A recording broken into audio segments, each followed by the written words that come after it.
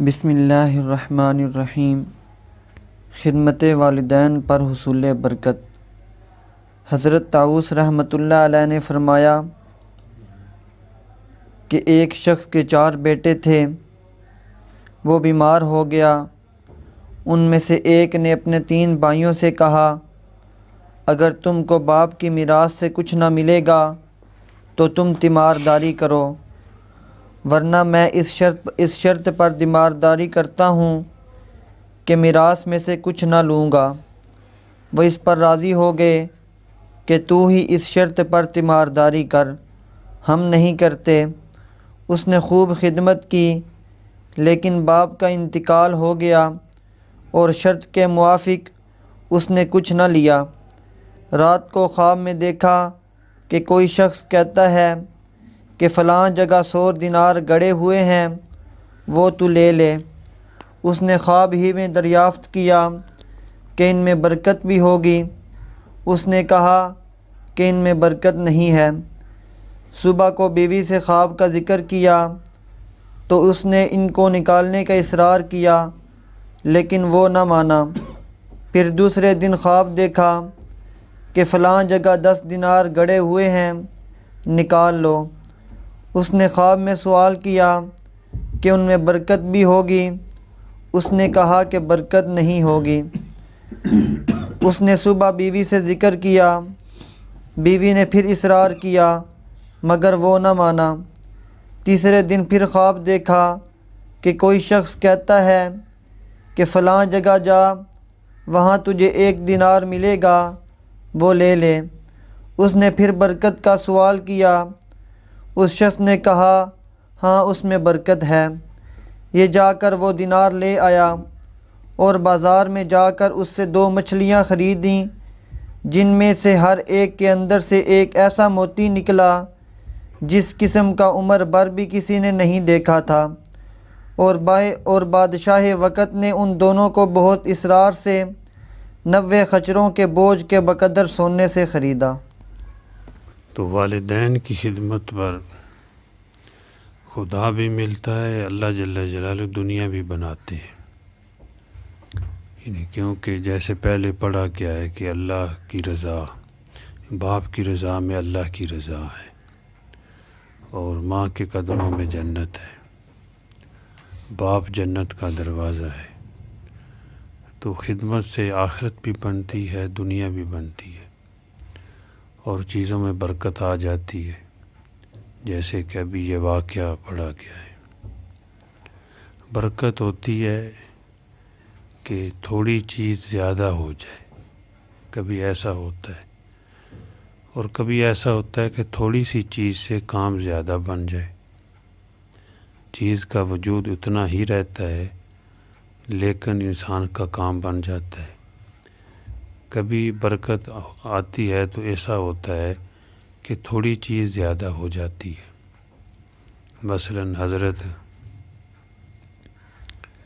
حضور پاک صلی اللہ علیہ وسلم کے پاس ایک مرتبہ حضرت ابو ہریرہ رضی اللہ تعالیٰ عنہ فرماتے ہیں، کھجوریں تھیں آپ کے ہاتھ پر، 7 کھجوریں تھیں۔ تو حضرت ابو ہریرہ رضی اللہ تعالیٰ عنہ فرماتے ہیں کہ ہمیں فرمایا کہ کھا لو۔ میرے ساتھ 2 اور ساتھی بھی تھے، تو ہم کھاتے رہے آپ کے ہاتھ سے کھجوریں، وہ دونوں ساتھی بھی کھاتے رہے۔ تو کھانے کے بعد میں نے اپنی گٹھلیاں جو ہے وہ اکٹھی کی ہوئی تھی، گنی تو وہ 50 سے زیادہ تھی۔ تو ایسے ہی دوسرے بھی ساتھی کھاتے رہے، ان کی بھی قریب قریب ہوں گی۔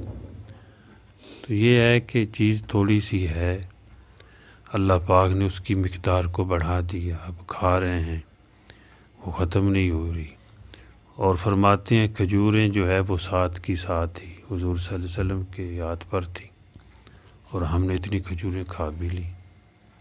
تو ایسی فرماتے ہیں کہ ایک مرتبہ مجھے بہت زیادہ بھوک لگی ہوئی تھی۔ حضور صلی اللہ علیہ وسلم ثرید بانٹ رہے تھے اور اصحاب صفہ وہاں بیٹھے ہوئے، تو میں بھی گیا، راستے میں گر پڑا بھوک کی وجہ سے، بچے شور مچانے لگے، ابو ہریرہ کو جنون ہو گیا، ابو ہریرہ کو جنون ہو گیا۔ تو میں نے ان کو کہا کہ مجھے کہاں جنون ہو گیا، جیسے اچھی بات نہیں لگتی کسی کو۔ تو فرماتے ہیں کہ میں گیا حضور صلی اللہ علیہ وسلم کی مجلس میں جا کے بیٹھ گیا پیچھے، تو میں ذرا سر اٹھا کے دیکھتا تھا گردن اوپر کر کے کہ حضور صلی اللہ علیہ وسلم مجھے دیکھ لیں اور مجھے بھی کچھ دے دیں، بانٹ رہے تھے، لیکن میری باری نہ آئی۔ آخر پہ میں قریب ہوا تو آپ صلی اللہ علیہ وسلم نے وہ برتن جو سرید والا تھا اس میں سے انگلی جو ہے انگلی کے ساتھ اس کو اکٹھا کیا جو لگا ہوا تھا، تو ایک انگلی پر جو ہے وہ لیا۔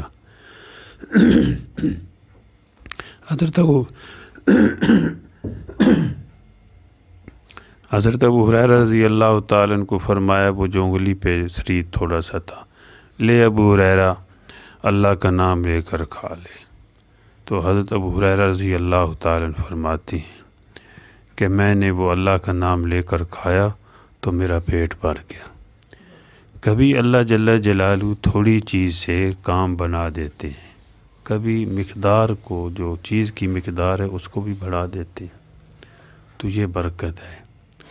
تو والدین کی خدمت کرنے سے بھی برکت حاصل ہوتی ہے، نیک اعمال کرنے سے برکت حاصل ہوتی ہے، اور دین کا کام کرنے سے برکت حاصل ہوتی ہے۔ بہرحال حضور صلی اللہ علیہ وسلم کی تعلیمات پر چلنے سے زندگی میں بھی اور کاروبار میں بھی اور گھر بار میں بھی برکتیں حاصل ہوتی ہیں۔ اللہ جل جلالہ ہمیں بھی اور پوری دنیا کے مسلمانوں کو عمل کی توفیق عطا فرمائے۔ الحمدللہ رب العالمین والصلاة والسلام علی سید المرسلین۔ اللہم انت السلام و منک السلام، تبارکت یا ذا الجلال والاکرام۔ اللہم اضع فی ارضنا برکتہا وزینتہا وسکنہا، ربنا تقبل منا انک انت السمیع العلیم۔